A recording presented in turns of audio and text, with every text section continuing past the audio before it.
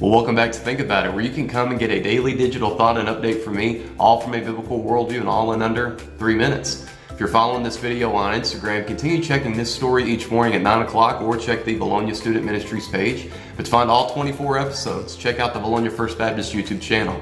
Be sure to subscribe while you're there and stay updated with our other video resources. But according to national survey data, nearly 57 million Americans had 4 or more haircuts during 2019. Many of them as guys going in for their 4-week trim. But things are different now here in 2020 because, as with anything else, coronavirus. And as a result, the once-a-month cut that used to be just like clockwork for most guys is now looking like a hot mess. Either because we're trying to cut our own hair or we're forcing ourselves to grow it out more than ever before. But in the midst of some thick hair and some bad haircuts, there is a lesson that we can learn, which is good news. Because right now, I need a haircut. And that Monday Thought and Update is coming your way right now.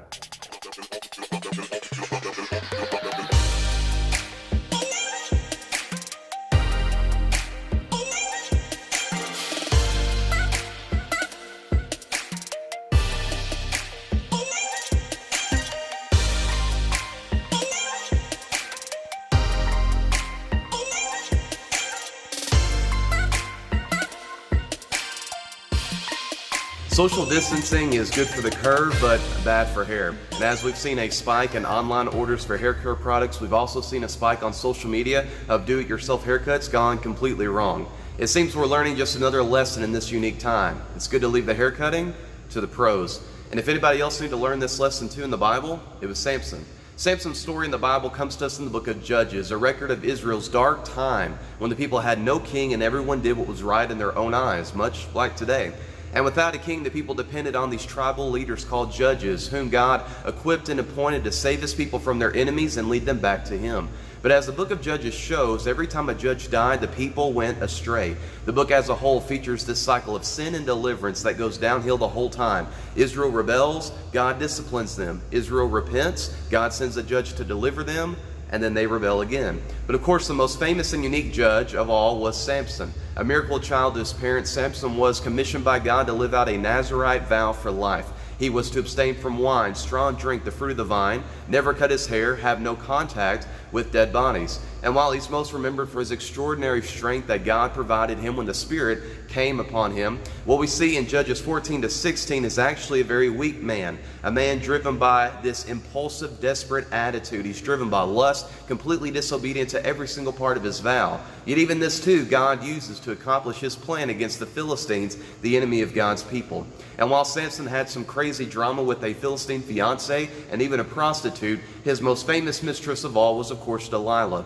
Delilah was driven by greed herself. Delilah agreed to help capture Samson for the Philistines. And after wearing Samson down with complaint after complaint, she convinced him to tell the secret of his strength, his hair. And after putting him to sleep, his hair was cut, and we read in Judges 16:19 that his strength in the Lord left him. The Philistines captured Samson, they gouged out his eyes, they gave him a life sentence in prison. But over time, while he is shackled and blind, Samson's hair grew, as well as his desperation for the Lord. And when the Philistines had Samson delivered to the temple of Dagon to showcase him as a trophy, Samson prayed. Judges 16:28, Sovereign Lord, remember me. Please, God, strengthen me just once more. And then Samson ripped down the pillars and the walls that held the whole temple together, and it collapsed, killing every single person. You see, it took Samson years of rebellion and suffering to finally be desperate for the Lord as God always intended. The hair was certainly a part of the vow, but the heart was the true part of his strength. It seems to me that you don't have to take upon a Nazirite vow to be devoted to the Lord. Just like Samson, you can pray daily for God to strengthen you for your part in his will. But in case you need a physical reminder, just look in the mirror and let your obedience grow, just like your hair, and leave the hair cutting to the pros. Think about it.